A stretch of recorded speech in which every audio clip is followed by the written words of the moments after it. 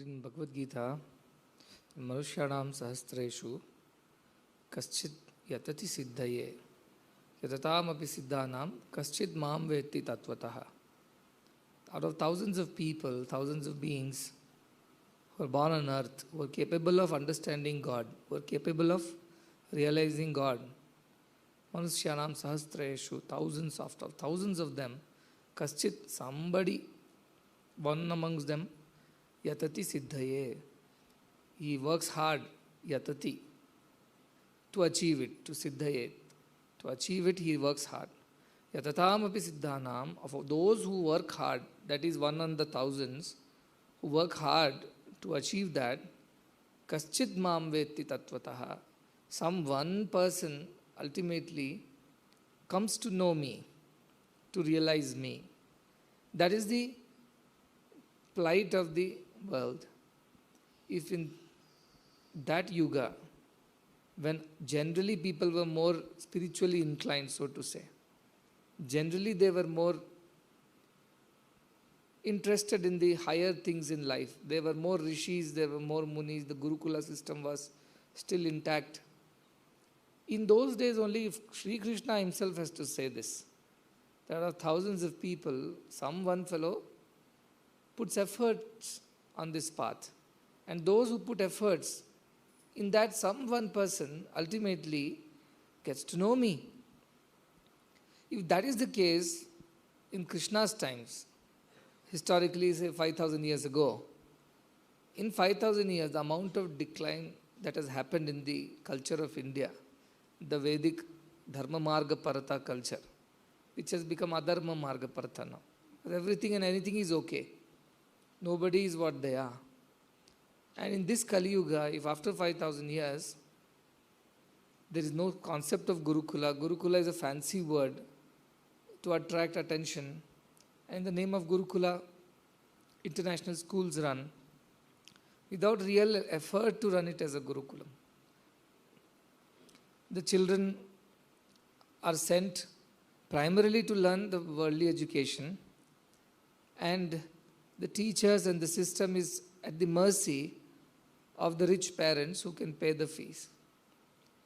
In this place, in this time, in these circumstances, thinking of a system which completely changes the way of teaching and learning is almost impossible. But for a system like ours, which is absolutely free of cost, and we have no personal agenda whatsoever, we have nothing in our minds to gain from it.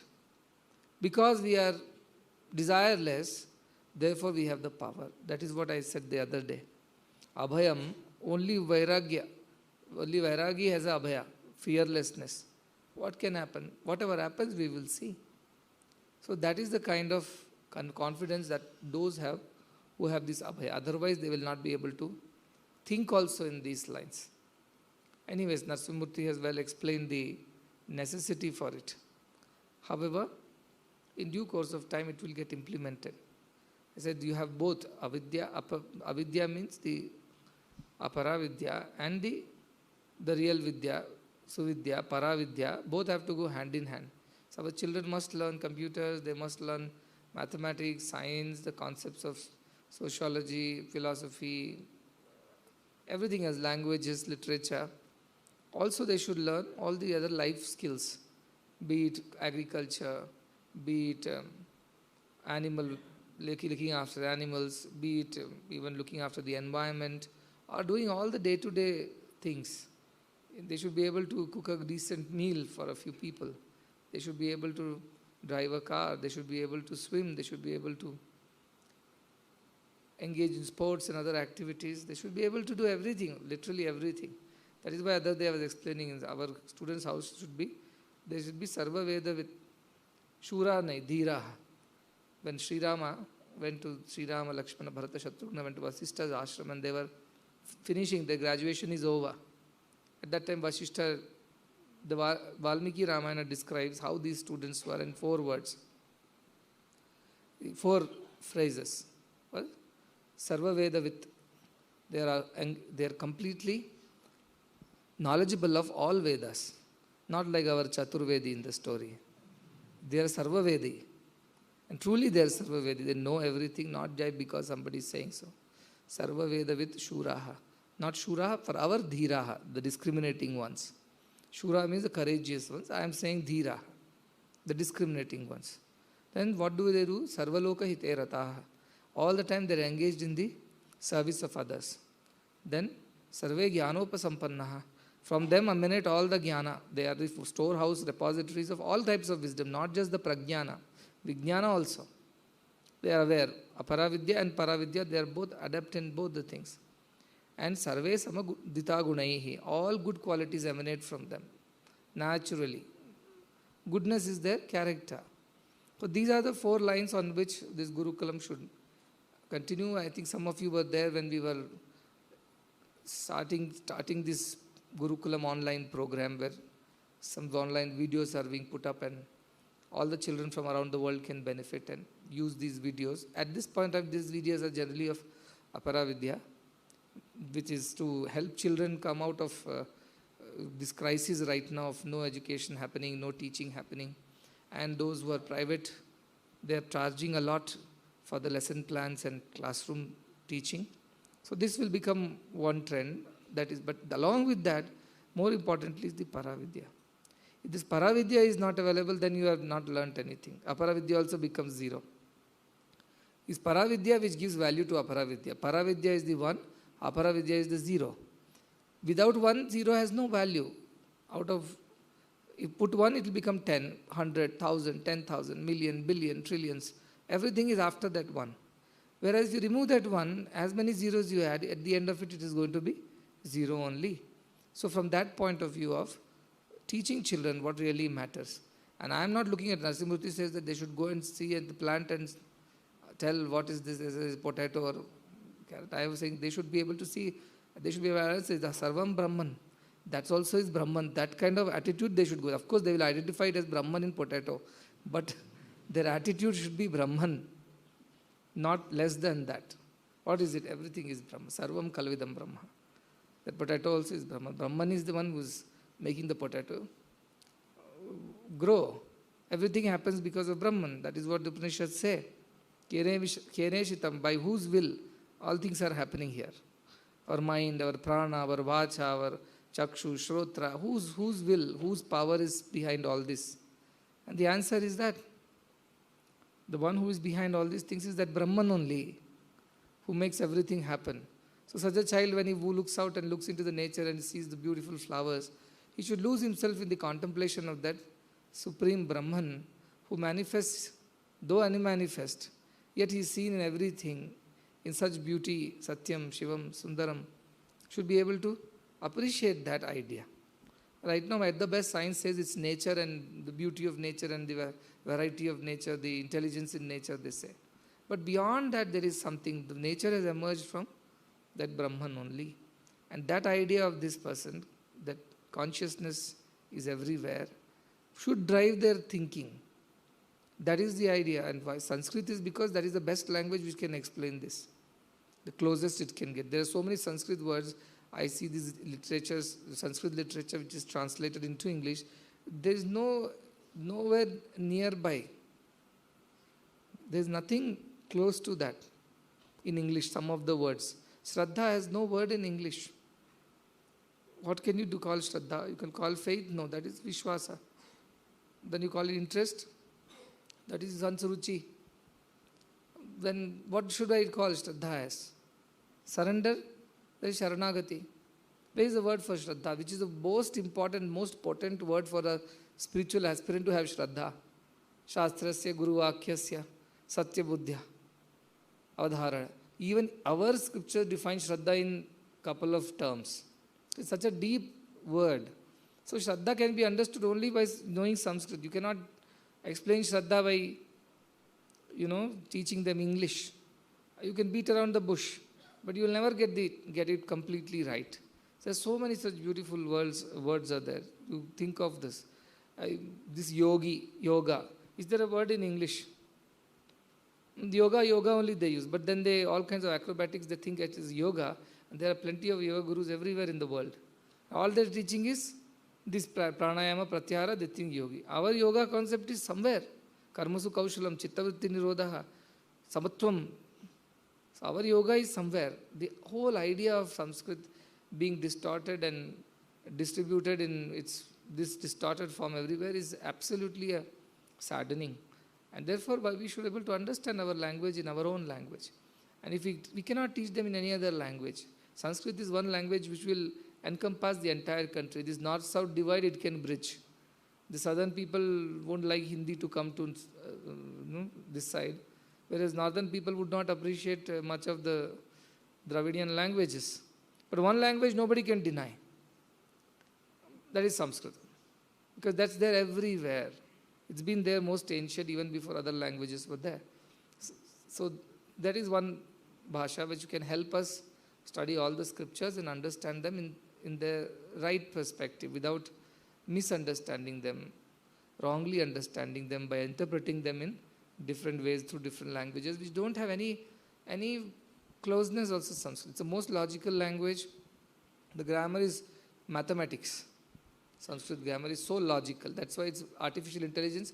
Of course, Sanskrit is the best language to suit artificial intelligence because it's so methodical. I even read a report, probably I'll share with the university, that how learning Sanskrit in terms of Shruti, by just listening and repeating, can create new neural networks, in our mind.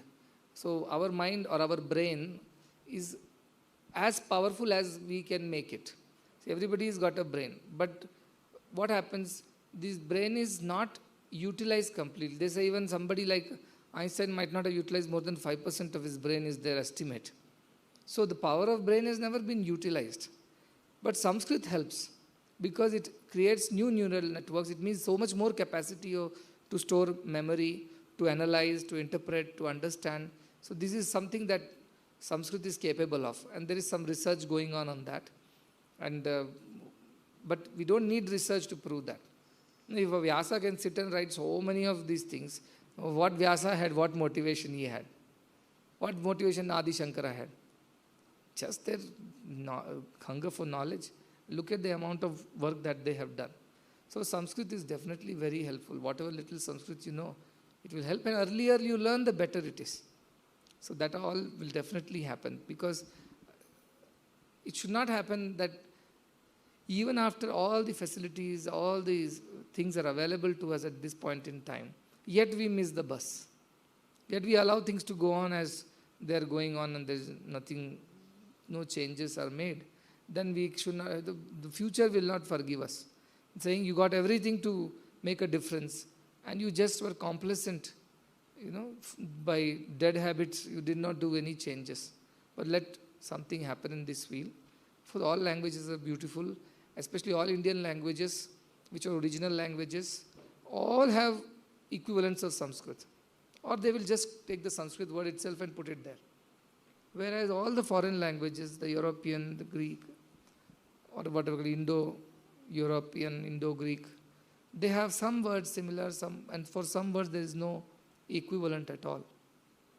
That's all the more the reason why Sanskrit must be saved and propagated. And I am sure a day will come when many people will adopt Sanskrit as their primary language, as their spoken language, written language, official language. That day will also come, but with the passage of time. Otherwise also we should learn Sanskrit, even if you are not planning to learn too much of Vedas, Upanishad. It's a very beautiful language, very methodical, very logical. English, T-O, to, D-O, do, G-O, go. How will that poor child, 6th class fellow, remember, the G-O has to be go and T-O has to be to. If he says to, then he'll get it. How many exceptions? What is silent, what is not silent? It's a headache. Therefore, half of them write the way they write, they don't speak. What they speak, they don't write. None of the languages of the world can match Sanskrit. Sanskrit, just as it is written, that is how it sounds, that is how it is spoken, and that is what it is meant also. There is no other meanings in that. It is what it is. So you have to understand the value of this amazing language that has come our way, Deva Bhasha, All gods converse in Sanskrit, it seems. So nevertheless, that is the most important. But now we are not talking about any language. We are talking about beyond languages at this point in time. We don't want to talk. We want to be in the state of Maunam. Maunam Munir Lakshanam. It is the Lakshana, quality of a Muni. Because all the Muni, the word Muni has come out of Maunam only. Mauni, Muni. The one who always keeps quiet is Muni. Why he keeps quiet? Because he understands it's a waste of time to speak. Sitadhi Muni Uchyate. He is Muni, is Sitadhi. His mind is always steady, stable. There is no Vikara. If Vikara comes only, I have to express myself. Everything is good as it is. So why should I speak? There is no need to speak. If you speak to a fool, he won't understand. A Jnani does not need any speaking. He can understand without that. So they decided why to speak. Let us not speak. Ramana Maharshi's story I was reading is like that. People will come and argue with him. Which is better, destiny or free will? Which is true? So he might have tried explaining earlier, but later it took to Maunam for such people. He said these people are simply coming with idle curiosity. Sunday comes first or Monday comes first. It's all nonsense. Whichever day comes, take it as it comes and live the day better than the previous day. That's all matters. But these kind of things, God's will has decided I should be a criminal. I didn't take to the path of spirituality. Now why should I suffer? Because God decided I should be a criminal. Now God already decided you should suffer after you become a criminal. Both our gods will take it that way. Or believe in free will, saying that I deviated from God will, now I have to correct it and escape out of it. No, God has to will, I should correct myself and escape out of it. What if God does not will, you should correct yourself, you should find yourself in jail? So these logics and this tarka kutarka doesn't. So these Maunis are very clear about that. We don't waste time on explaining things to. That is what Buddha said. Don't argue with the fools. And the fellow said, no, you have to explain to them what you mean. He said, you are perfectly right. I don't want to argue with you. What's the point? So Maunam. So Maunam is the very, very powerful tool in all spiritual purposes. Manam, Mananam, Maunam, Munim.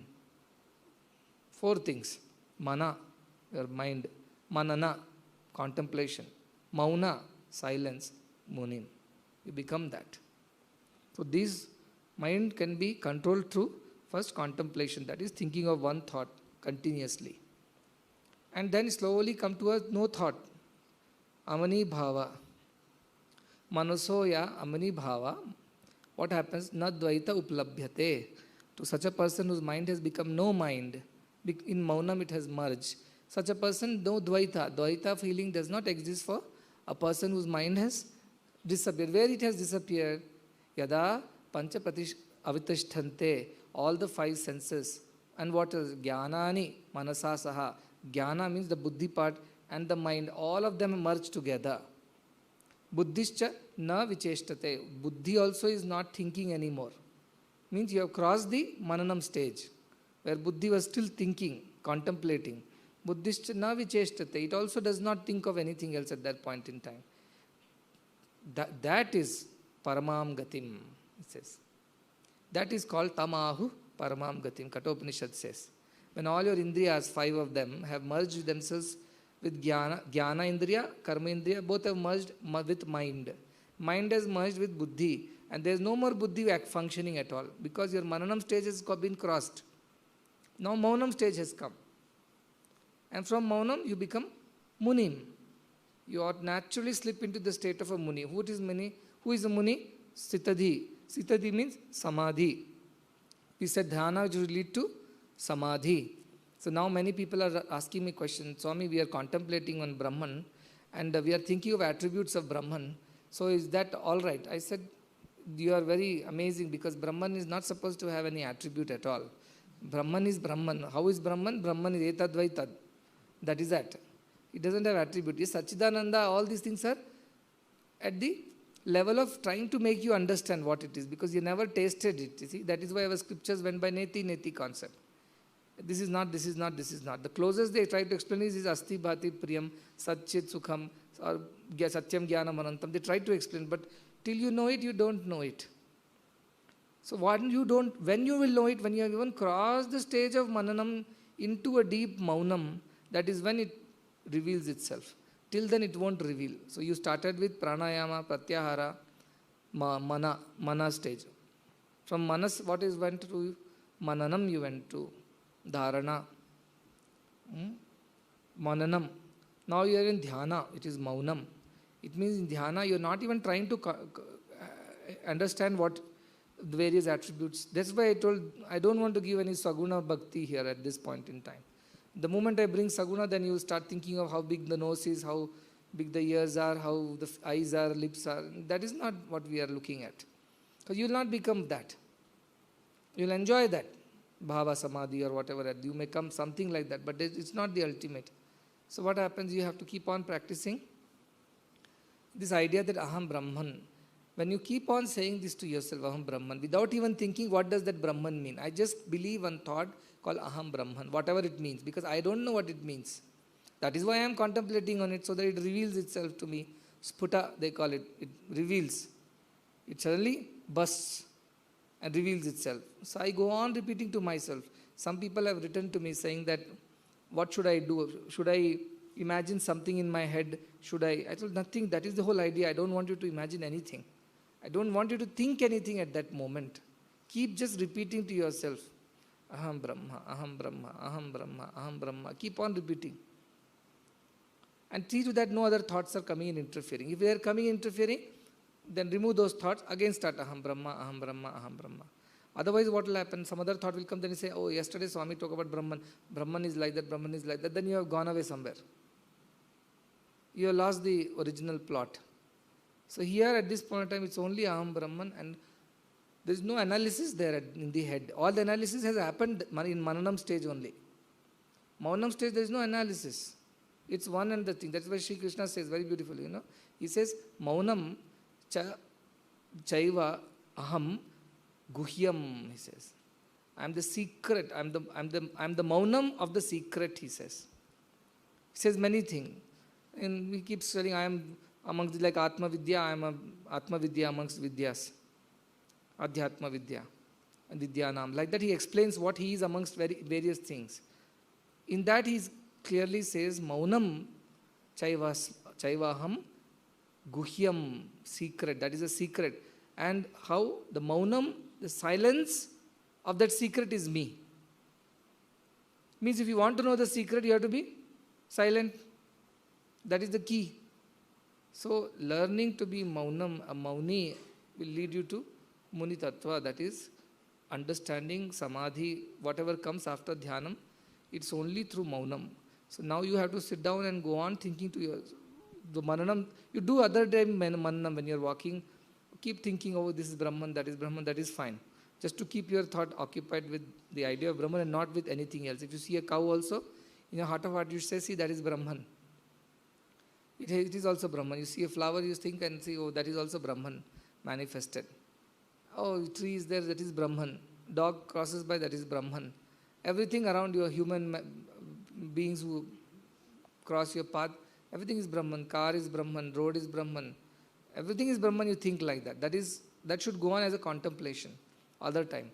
But when you sit down for your meditation, when you sit down in one place steadily, after having done your little pranayama to control your energies and stabilize them, after having got your mind focused, which is scattered everywhere, you brought it all together to one point. And probably first 3-4 minutes you even did the mananam. That Brahman that we are thinking about is that which is everywhere, which is the source of everything, which is permeates inside, outside. All that you think. After that you should slip into the stage of absolute maunam, means no talking inside also. No talking means no contemplating also. Just repeating. Japa. In that silence. Aham Brahma, Aham Brahma, Aham Brahma, Aham Brahma, Aham Brahma, Aham Brahma, Aham Brahma, Aham Brahma, Aham Brahma, Aham Brahma, Aham Brahma, Aham Brahma, Aham Brahma. That should go on in your mind. No need of shouting. Go on like this. And you see suddenly at some point of time it will decide, okay, this is time. And it will take care of whatever it needs to do. So now because some people ask, what should I be doing during chanting Aham Brahma? I said, you should not be doing anything. That is the whole purpose. Could I imagine Swami as the Brahman? No. Can I imagine? No, don't imagine. No, imagine nothing. Just sit.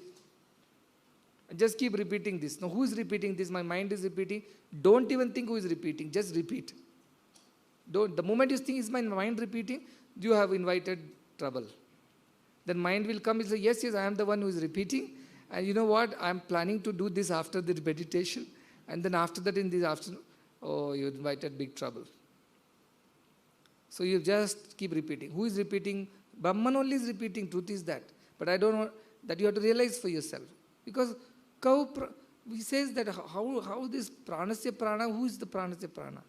Mana, the first thing he asks is that, Keneshitam patati manaso. That first, who makes the manas think and go towards its destination? Preshita, which it wants to achieve. How does it, who makes that mind go towards that which it wants to achieve? Who, he asks. It means who is repeating right now? Brahman only is repeating. Brahman only is pushing that repetition. The moment you think, no Swami, this is my mind only now, which is repeating this. The moment you think like this, you have invited the mind. It will immediately appear like genie from the, you rub a little and that's it, it's there. Tell me what next. In fact, that genie is good. It asks you what should, this genie will command you, let us do this next. Okay, finish your meditation. How long will it take? 5 minutes? Okay, I'll wait. 5 minutes later, can we go and have a dosa? No, it will ruin your meditation. So some people ask, is it not my mind only, Swami? You are saying you should repeat this. If I have to repeat, I have to involve my senses, involve my mind, isn't it? I told, don't even think. Because Kene Shitam, who is behind this mind? Manaso manoya. The mind of the mind is behind this mind. So anyway, you don't have to worry about this. When you're chanting, don't even think who is repeating. Is it my body repeating, my mind repeating, is my buddhi repeating? Don't even bother, don't even give that thought, just keep repeating. Satata japet. Keep on repeating, and what will happen? Don't even give an idea that any of your faculties are repeating this mantra at this point. Though that also you don't allow. Just keep repeating, keep repeating. And as you keep repeating, you will merge into that. Just keep chanting, Aham Brahma, Aham Brahma, Aham Brahma, Aham Brahma, Aham Brahma, Aham Brahma, Aham Brahma, Aham Brahma, Aham Brahma, Aham Brahma, Aham Brahma, Aham Brahma. See, I am repeating, but I am not thinking of anything else. For that moment, I am not even thinking you are sitting in front of me. It will become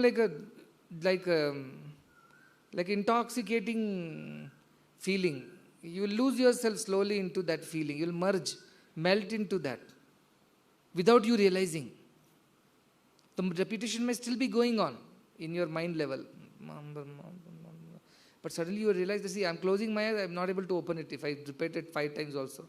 That's why I was telling somebody, oh, this bhajan and all, I have to keep myself wide-eyed open, because after that I am not feeling like speaking. It is a punishment. Bhajans are very, very high quality.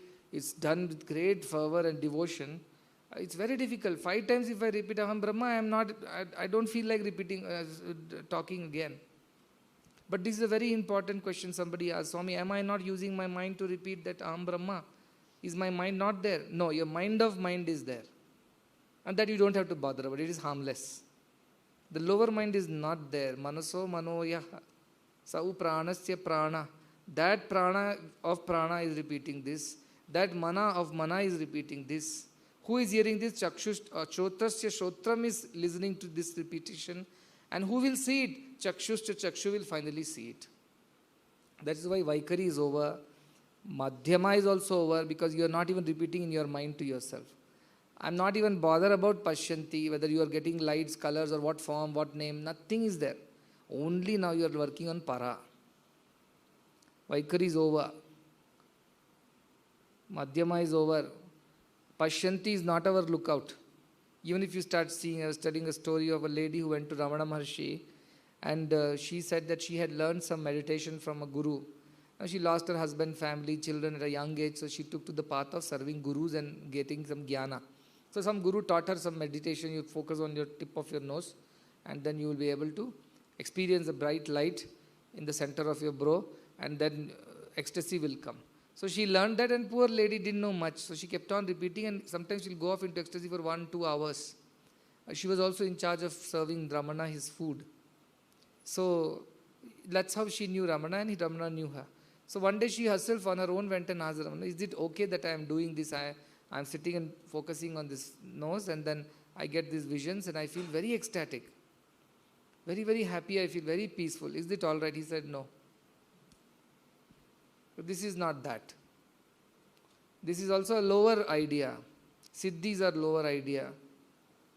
Samadhis are lower idea. Now you will be thinking there no motivation left in doing this. I thought some bliss I'll experience at the end of the day. Till now Swami was saying suddenly he's moving the target. It looks like this is always moving, he's never catching. But this is the truth. You may experience Samadhi, good, because that is when all your senses are come to a steadiness, harmony, Samadhi. Everything has become silent and equal. So that has come. That is good because you can escape this otherwise painful distractions of the world with Samadhi. Somebody is bugging you too much, you just close your eyes and Aham Brahma and you go on in Samadhi. And you can keep speaking what he wants to speak. It doesn't matter to you because you are not listening. So what happens? You save yourself the trouble of listening to nonsense, seeing unwanted, by withdrawing your senses within and establishing Sasvitihi, Saswarupastitihi. You get back into your original state. Then what happens? You don't have to bother about all these things around you. So that is one great escape from the otherwise worldly nonsense. So that way Samadhi will help you to experience that joy. But more importantly is that there is a state beyond that, that is what we are looking at. That state will come, but to get into that room you have to open this door, isn't it, to get through. So the door opening is what it is happening right now. So you open the door through dhyana, and when the door opens, the other side is that samadhi, that state. And by continuously practicing this, that state will become natural to you, like walking is natural to you. You don't have to put efforts. You don't even realize that you are walking. But you keep walking. And simultaneously you do all other activities. Like that, that state of consciousness will become natural state for you while you keep doing all other activities. It just will take one moment of focus and you will be back into that state. So it will be like a screen on which the movie is playing. The screen is not seen, movie is seen, people are seen, the pictures are seen. Like that your life will become a movie. Any point of time you feel, no, I want to, it's too much. You don't have to switch off the movie, just focus on the screen. Because you cannot switch off life's movie on your own. It will have to go on. But what you can do, you can switch your focus. From watching the pictures and worrying about who is dying and who is winning the battle, to focusing on the screen, saying that look at the screen, how beautiful it is that all the pictures run on it, yet nothing happens to the screen. So that is the idea with which life will become a natural samadhi. All the time that state will be equal-mindedness, and you will become very silent generally. Yesterday only I was discussing this thing, I can't imagine I lived like this before this month, 1 month back. I used to talk so much, I used to see this, I used to go there. Suddenly the person feels that how could I do all these mad things? It was just 1 month ago, it looked like somebody else was doing. Today I am somebody else they are feeling. Because they have changed. They have transformed into something else already. And there is what is the first thing? Parashanti. Already you are experiencing some bouts of that peace. At least mental peace. So that changes you should feel within yourself. The whole life should become calmer, more silent, more slow, and you should feel speaking is a burden. If you really need to open your mouth, it should be worth the words, whatever has to happen because of your instruction, should be worth it. Then only you feel like opening your mouth. Otherwise, Atmanyava Atmantushta. You are busy in your own self. Atma Krida, Atmaratihi. You are within yourself. If ever you must speak, then you know that you are losing silence. You are breaking your maunam. It means you are breaking your ability to remain in a swasthiti. So you are pushing yourself into another lower state of existence. Till you have attained that Sahaja Samadhi. This is the struggle. So you should feel it's a burden to speak, to interact. But you will be very happy doing your things. Change you will see. Offices will become like that. People will come do their thing. There's no necessity to simply go and chit-chat definitely will disappear. Gossip will disappear. When we open our mouth and speak, loose talk happens. Because of loose talks, we speak things which are unnecessary, which are untruth, which are hurtful, which are scandalous. See, all these will not naturally get out of the ashram. Half of the problems will be solved. People will become more kind to each other, at least if not kind, they're not unkind anymore. They're within themselves. Everybody is Brahman, they are going about doing what they have got to do. We keep doing what I have got to do. At the end of the day, you go back to your own place, go back to your swasthiti, you are happy. Everything will become joyful, everything will become peaceful. It's such a beautiful state of existence that is. I have learned that so many people are listening and watching, and they're really putting efforts around the world. And some of them keep sending me message that they've been benefiting from it. In these lockdown times when there is so much of mental depression. Today I read one newspaper article on anxiety in this current generation. It's one of the biggest killers. Depression, anxiety, psychological issues. Especially, when they don't get what they want, they cannot deal with it. They cannot deal with failures. They cannot deal with, things that are unfavorable, unpleasant to them. It's so difficult for this generation. Where it is going? Jantu naam narajanma durlabham we say. Where it is going? And today is a whole one-page article in today's, I think, Times, which says that the biggest problem that people are facing right now is depression and mental anxiety. And not just because of lockdown. Generally, people are becoming like that. As I said, 75% of Americans take some tablet or some medicine for depression. Look at that. Such a beautiful human life, and you have to take medicine to keep yourselves happy.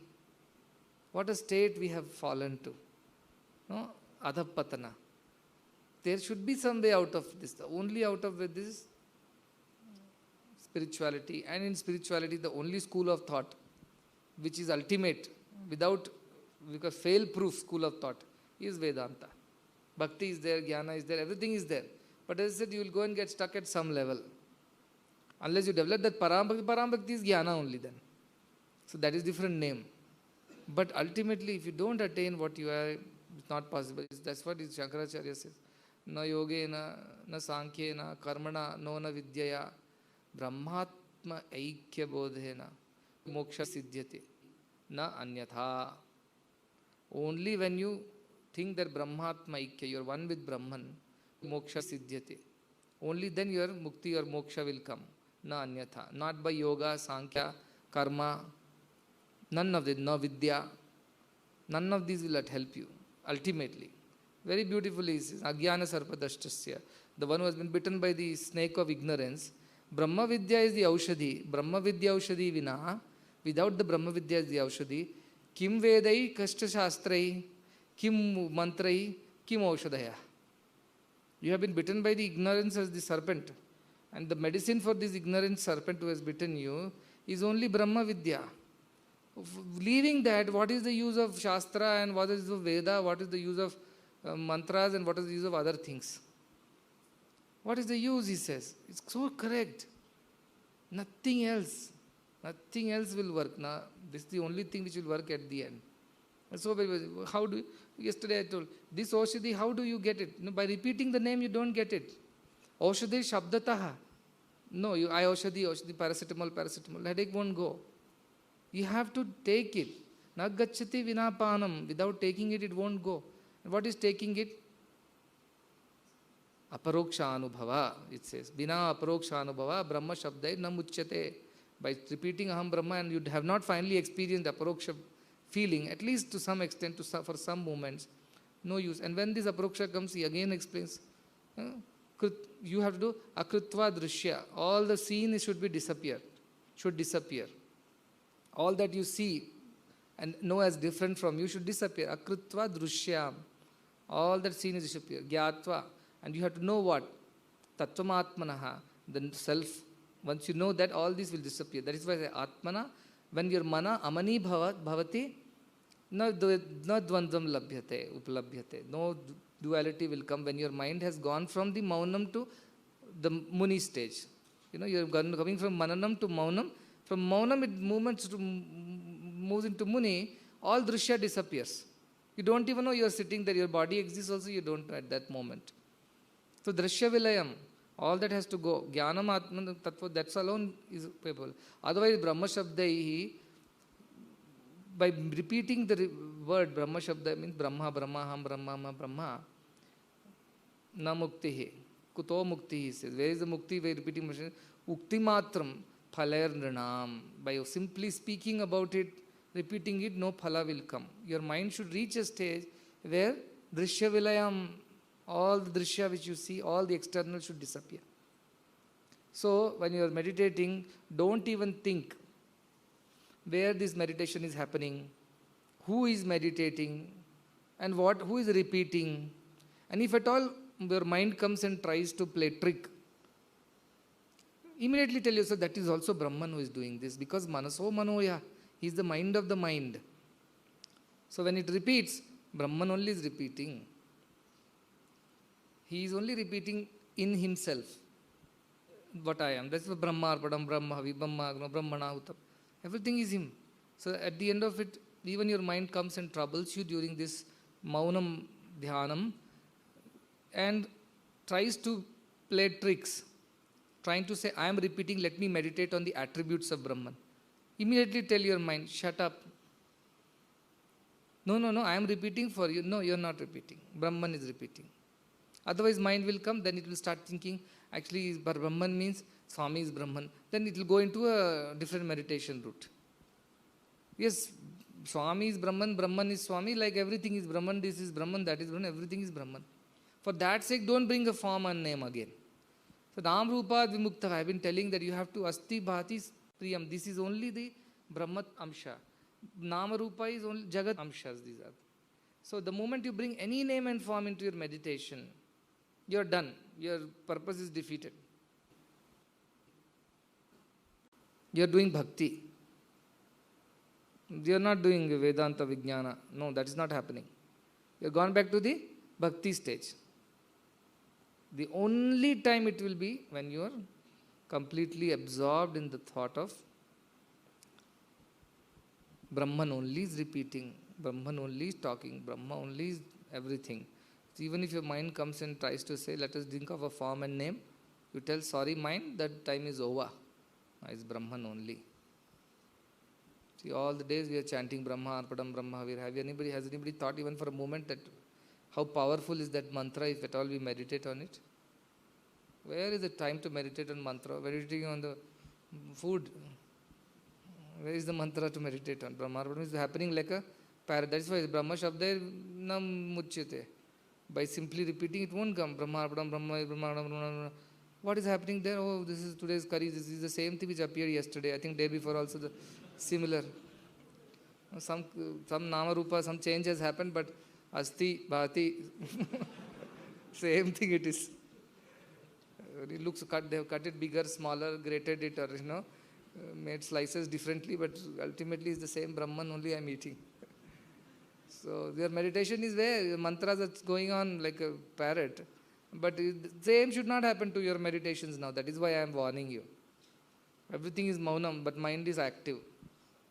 And it keeps telling you, I am repeating for you. Tell him, no, you are not. Manaso manoya, the mind of the mind is repeating this for me, which is Brahman. You have no role to play here. You keep quiet, you be away. Become amani, no mana, no mind at that point in time.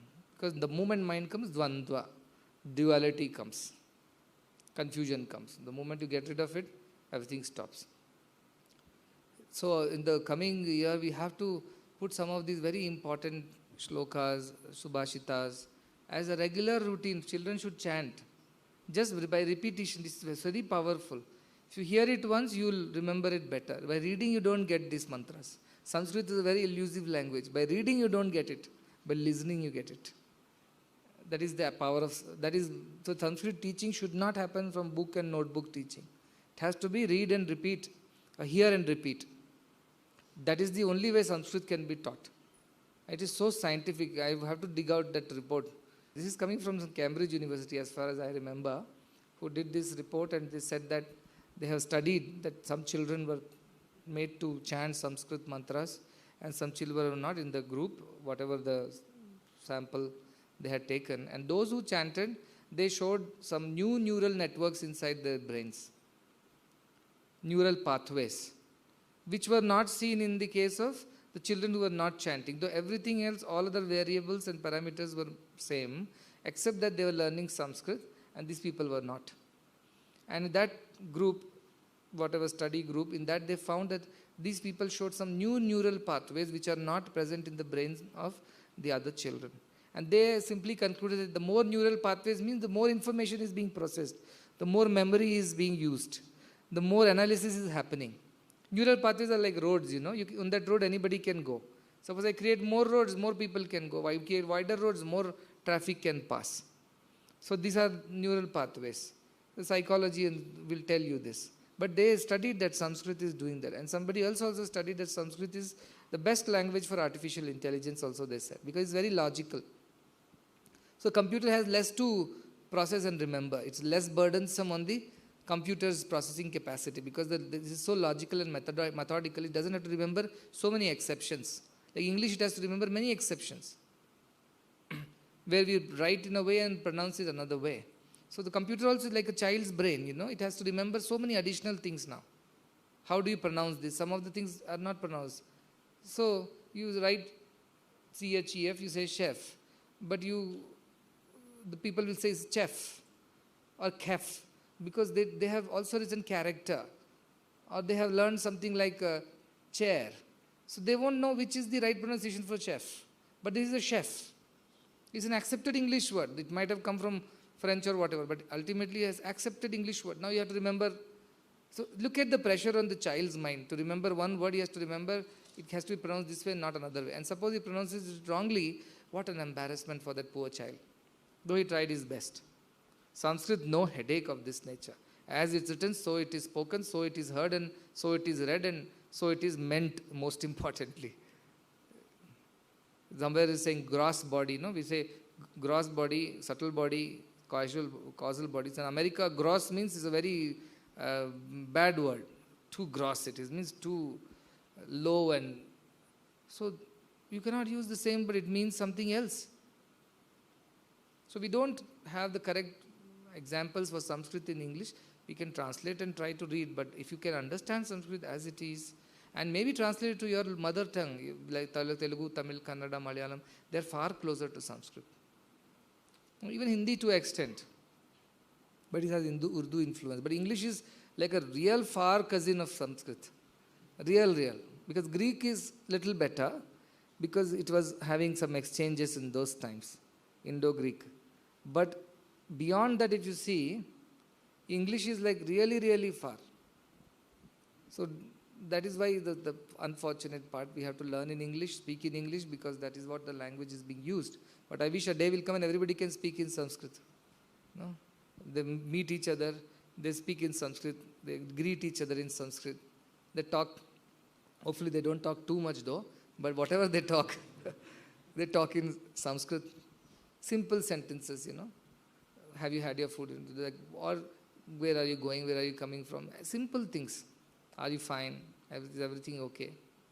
Simple sentences you learn first. They are day-to-day, daily sentences which you use in the ashram. So note down, these are 20, 25, 30 general and 20, 25, 30 specific. Just remember those sentences. Make it a culture in the ashram to speak like that. Everybody will speak once you start. So many people don't have the fortune, though born in a country like India, though born in such a Vedic, beautiful, spiritual culture. It's our greatest misfortune that we have. And thanks to all the British system of education which came and stayed. And whatever little changes people tried to make, like Rabindranath Tagore, he tried to make some changes, or Mahatma Gandhi tried something, nothing worked out. And most of the other spiritual leaders didn't bother. They were only busy preaching and philosophizing things. They were not here to propagate, promote.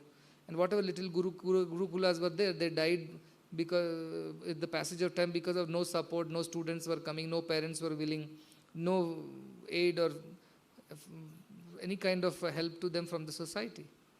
So when I went to Tirupati, Gurukulam I saw there, and I went to this, our MLA of Tirupati is there. We went down to his place also. And he also runs a small Gurukulam. And he was telling all small children, but they are like thoroughbred Brahmins there.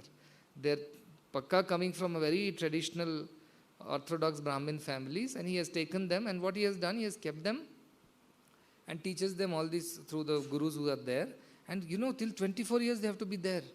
They're only 6 years, 8 years now. And till 24 years they'll be there.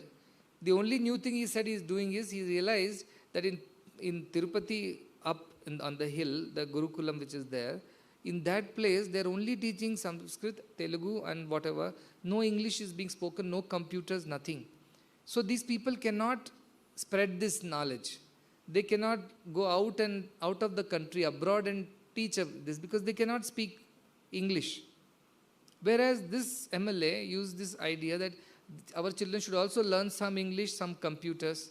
And if nothing else, at least they should be able to get on a video call and conduct a online Homa somewhere. That's the trend in this contactless world.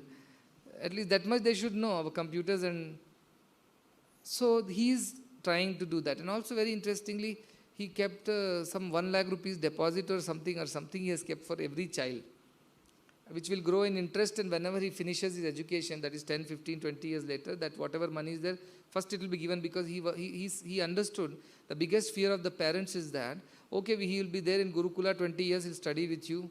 After that, where is the money? Suppose he doesn't get any job. He says some funds will be there for that person. Whatever it may be very small amount, but that will help him to start off his life. That's a noble thought. So I like that this MLA's ideas, because I am looking at merging these two, the Apara and Paravidya. I am not saying we are creating Vedic scholars over here. At the same time, I am also very sure that it's not just about scientists, technicians, doctors, engineers. It's not even about that. So it has to be a good balance of both, and with that idea, we are now moving forward. So hopefully you all will be able to appreciate it, and whatever is the cost, we are ready to pay. As long as the train goes in the right direction, does not change the lanes on the way. And that should not happen. 100 years, 1,000 years from now also, these institutions should chug along the same path of para-apara balance.